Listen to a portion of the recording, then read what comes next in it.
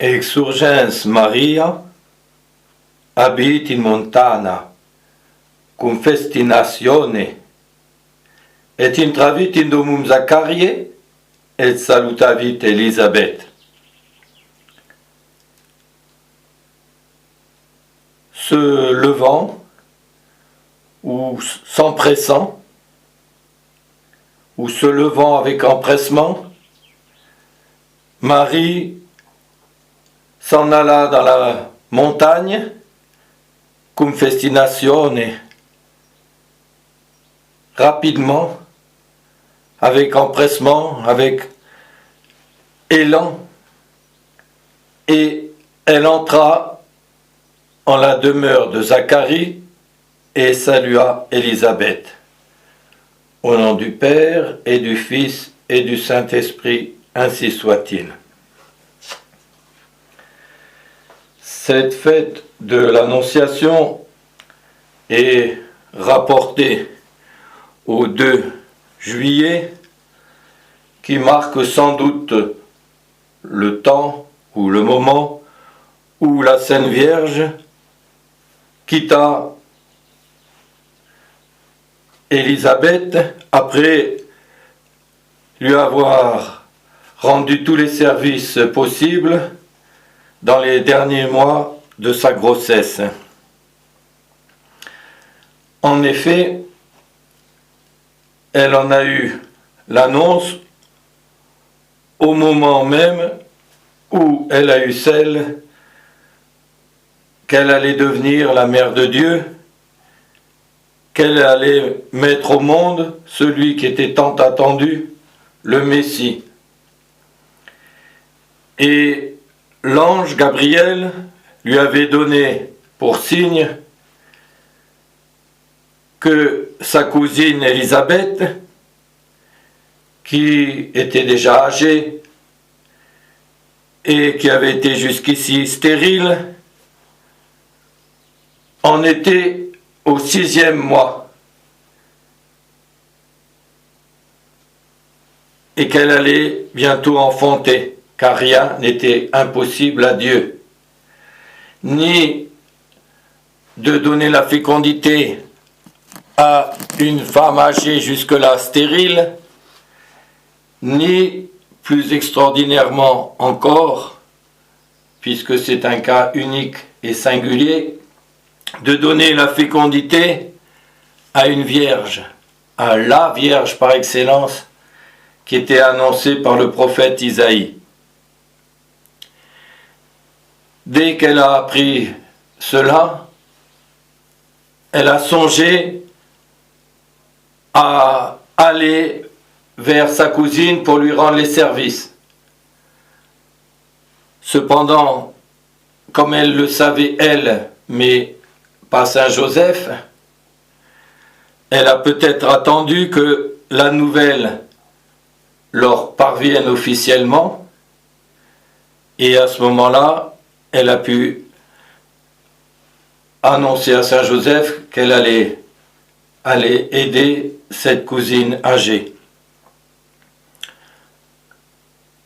Elle a donc reçu l'annonciation à Nazareth, et il lui fallait donc, pour aller jusqu'à Anne-Karim, où vivaient Zacharie et Élisabeth, faire un long chemin qu'elle refera du reste peu de temps après pour la nativité de notre Seigneur Jésus-Christ. En effet, Nazareth est dans les monts de Galilée. Il lui fallait passer aux alentours de la Samarie, aller jusqu'à Jérusalem, et depuis Jérusalem, tant Bethléem au sud-est que Anne-Karim au sud-est sont, au moins avec les routes actuelles, à environ 7 km de Jérusalem. On nous précise qu'elle allait dans la montagne, Elle est partie des monts de Galilée, où se trouve Nazareth. Elle est passée dans les monts de Samarie et de Juda, où se trouve Jérusalem. Et Ain-Karim se trouve au contraire dans un creux assez profond. On descend fortement pour aller jusqu'au bourg. Et la maison de Zacharie est un petit peu en dehors du bourg. Il ne faut pas oublier qu'il y a eu la persécution des saints innocents. Et donc, dès qu'on a appris que les enfants commençaient à être massacrés, les mères ont caché leurs enfants, ce qui explique aussi que Saint Jean-Baptiste se soit retrouvé dans le désert dès son enfance. Mais avant que cela n'arrive, il vivait donc à Ain-Karim. Et là, la très sainte Vierge Marie s'empresse. On nous dit festinavit. La charité n'attend pas, en quelque sorte. Elle est empressée de rendre service dès qu'elle le peut. Et elle, qui était celle qui allait devenir la reine du ciel, qui était déjà la reine du ciel, puisqu'elle portait depuis quelques jours le Verbe divin incarné dans son cœur, immaculé, est venue saluer sa cousine âgée, elle plus jeune, la salue la première. Et elle la salue forcément, certainement par un geste de la tête, une inclination, mais aussi par des paroles. Et en latin, parole se dit verbum. Donc elle la salue en quelque sorte, et en la saluant, elle lui communique, ou plutôt, elle communique la grâce du Verbe qu'elle porte à l'enfant qu'Élisabeth porte, puisque l'écriture qui est inspirée par l'Esprit Saint, l'évangéliste Saint Luc, nous dit que quand il entendit la salutation de Marie à Élisabeth, l'enfant exulta en son sein.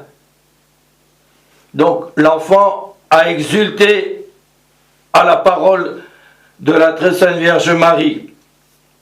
Et c'est seulement après que l'on nous dit, et elle fut remplie de l'Esprit Saint. Élisabeth fut remplie de l'Esprit Saint. Et elle s'exclama, que me vaut que vous veniez, vous êtes bénie entre toutes les femmes, et béni le fruit de vos entrailles, et d'où me vient que la mère de mon Seigneur vienne à moi. Elle a donc la révélation à ce moment-là de qui est la très sainte Vierge Marie, de qui elle porte en son sein, et de la grâce inouïe qui lui est faite. Elle comprend aussi qu'une grâce immense a été insufflée à l'enfant qu'elle porte, puisqu'elle l'a senti jubiler.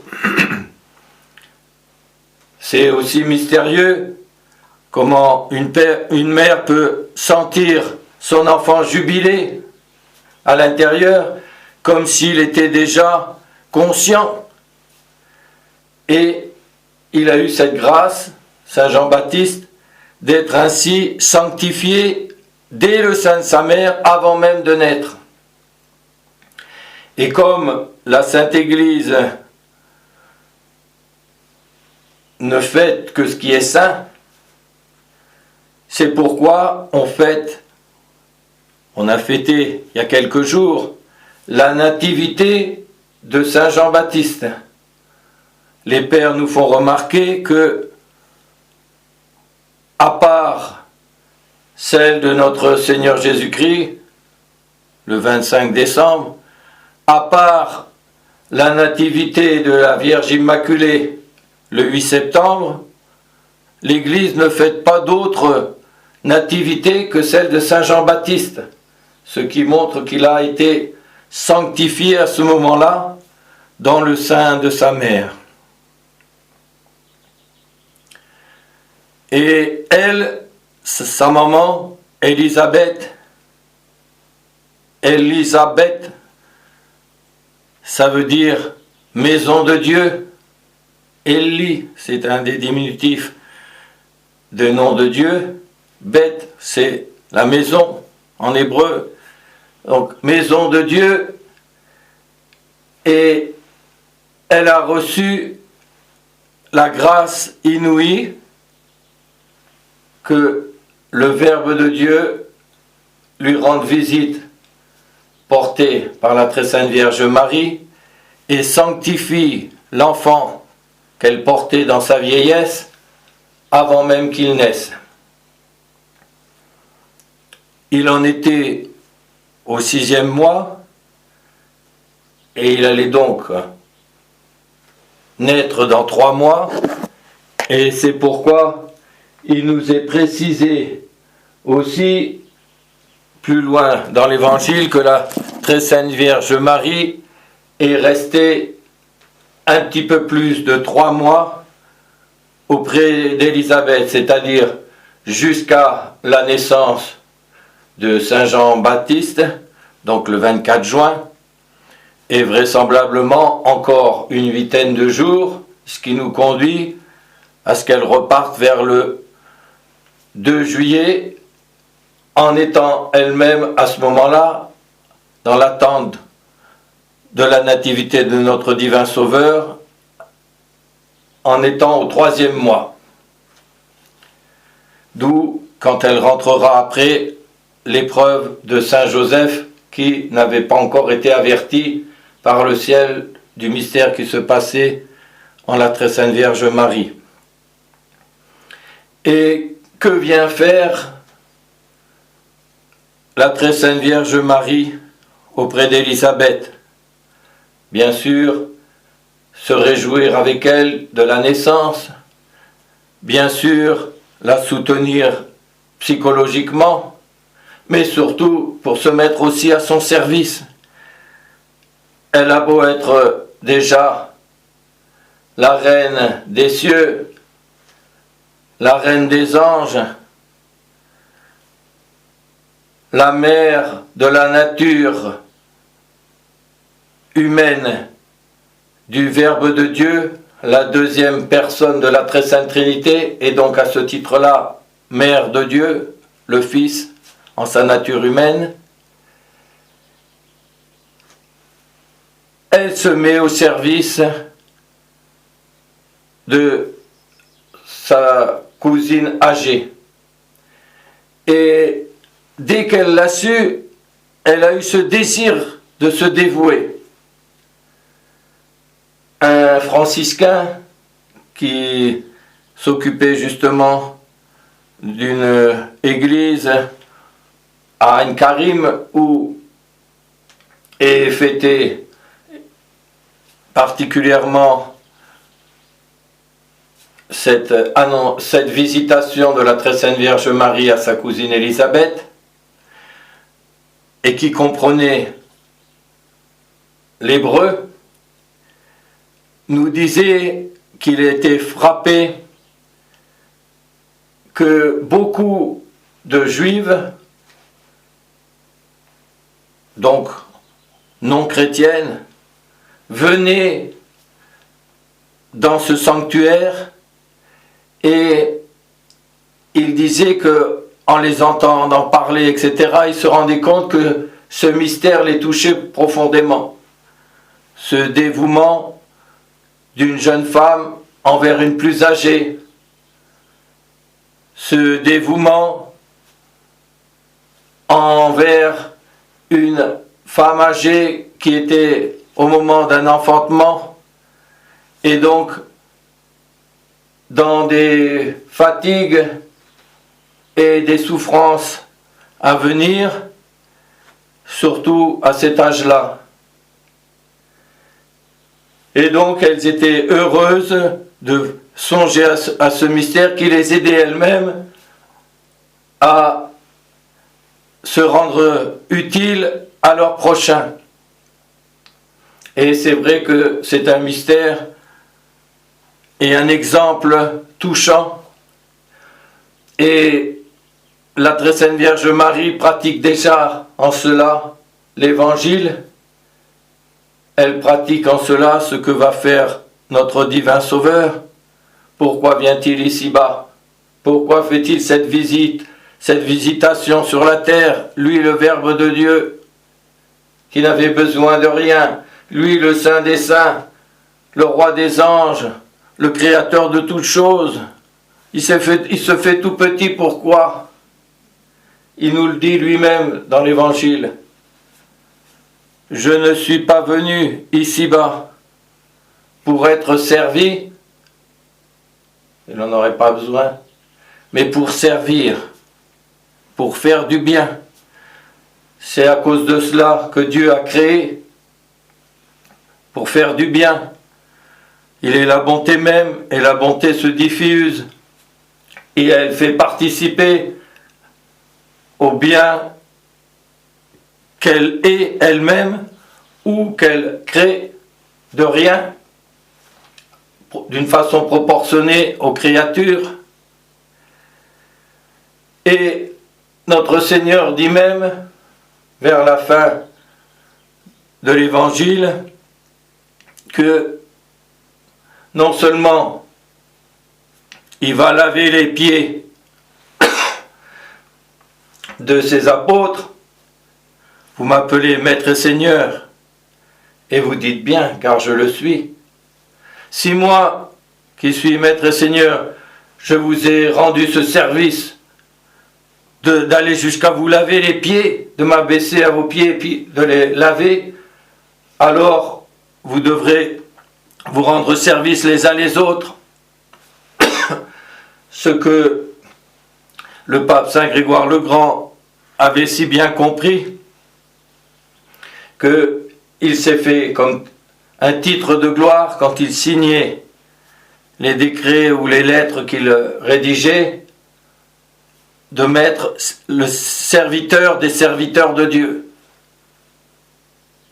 Celui qui se met au service de ceux qui se mettent au service de l'Évangile et en quelque sorte qui servent d'instrument à Dieu pour répandre le bien, surtout spirituel, mais aussi temporel, matériel, car que de bien de ce genre doit-on à l'Église? La fondation des hospices, des hôpitaux, les maisons de charité, les ordres religieux qui se dévouaient à longueur de journée pour soigner les malades, pour visiter les pauvres, les personnes âgées, etc. Voilà tout cet esprit chrétien qui est déjà en gestation dans cette visitation de Notre-Dame et dans ce comportement de notre reine et de notre souveraine. Voilà l'exemple marquant qu'il nous faut suivre. Et nous aussi, si nous sommes remplis de l'Esprit de Dieu, nous devons être remplis aussi de sa charité. La charité qui est d'abord l'amour de Dieu au-dessus de tous les autres amours. Et puisque notre Seigneur nous dit, ce n'est pas ceux qui disent « Seigneur, Seigneur » qui me prouvent leur amour, mais ceux qui font ma volonté. Or, la volonté de Dieu, c'est « Tu aimeras le Seigneur ton Dieu de tout ton corps, de toute ton âme et de tout ton esprit, et ton prochain, comme toi-même, pour l'amour de Dieu. » Et donc, ce deuxième commandement de la charité envers le prochain est comme le pendant du premier qui se porte à Dieu.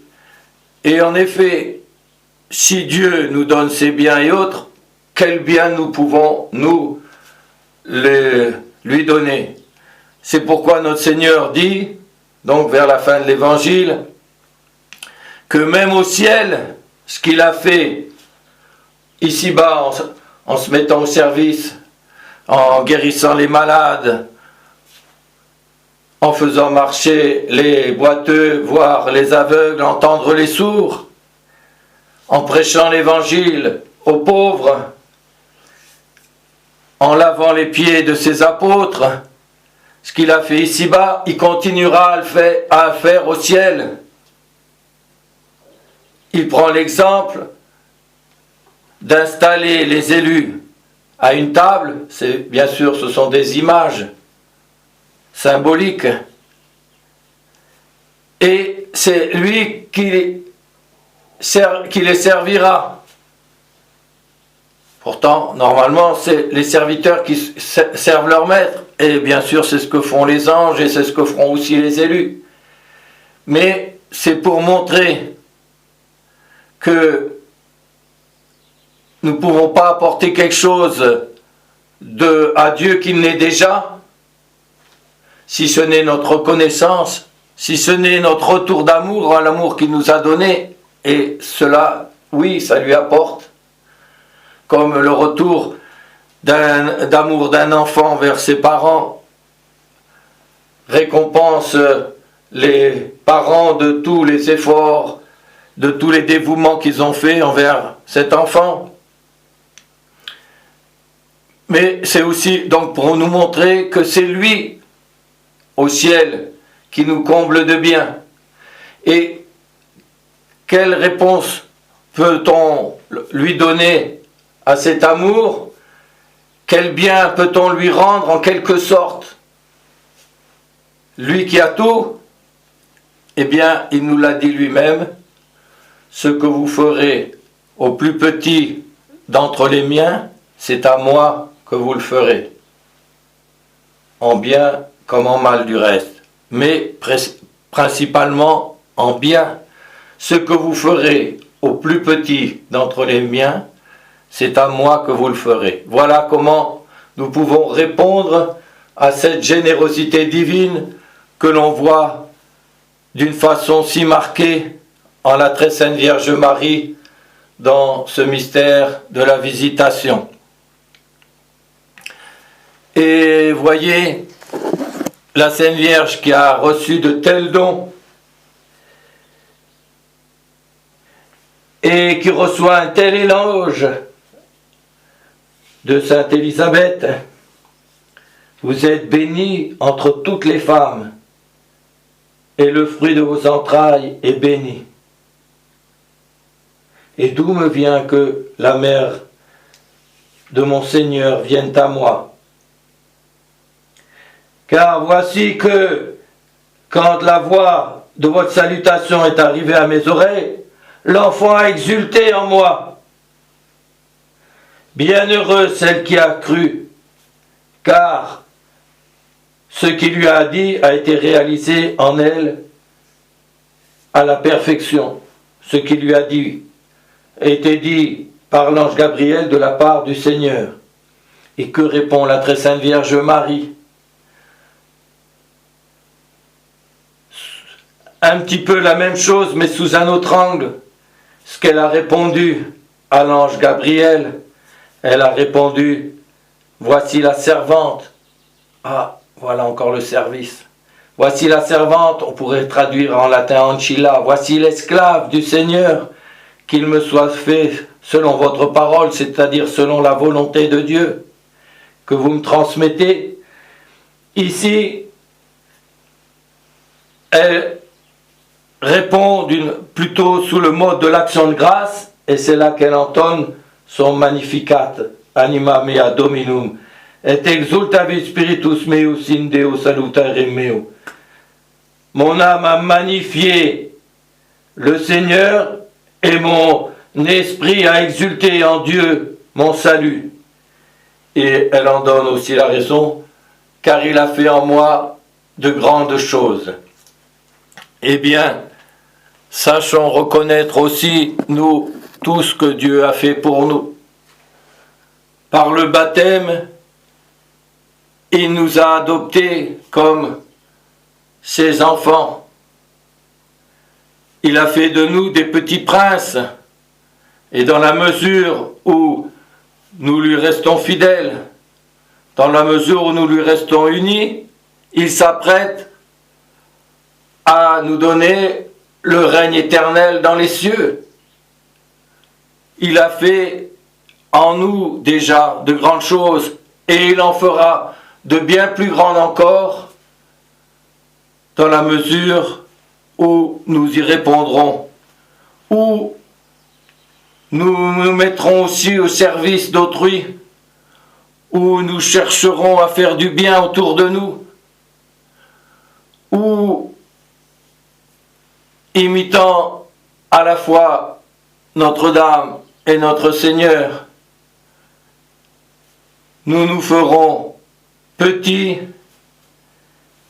au service d'autrui, nous y trouverons notre joie, nous serons empressés à le faire, car voilà l'esprit chrétien qui doit nous animer et nous conduire vers les célestes parvis. Que Notre-Dame nous obtienne d'imiter sa fidélité, d'imiter son humilité, d'imiter sa serviabilité. Tournons-nous avec confiance vers elle dans toutes nos difficultés. Cherchons près d'elle la consolation. Demandons-lui toutes les grâces dont nous avons besoin. La protection dont nous avons tant besoin dans ce monde rempli de débordements, de tentations et de toutes sortes de maux, pour arriver à passer à travers tous ces esquifs et arriver au port du salut, et pour pouvoir chanter, nous aussi, et entonner au moment de notre entrée aux cieux, Magnificat anima mea, et exultavit spiritus meus in Deo salutari meo, qui afficit mihi, mania qui potenses, et sanctum nomen eius. Saint est son nom. Et c'est ce que nous chanterons en action de grâce avec les saints anges. Sanctum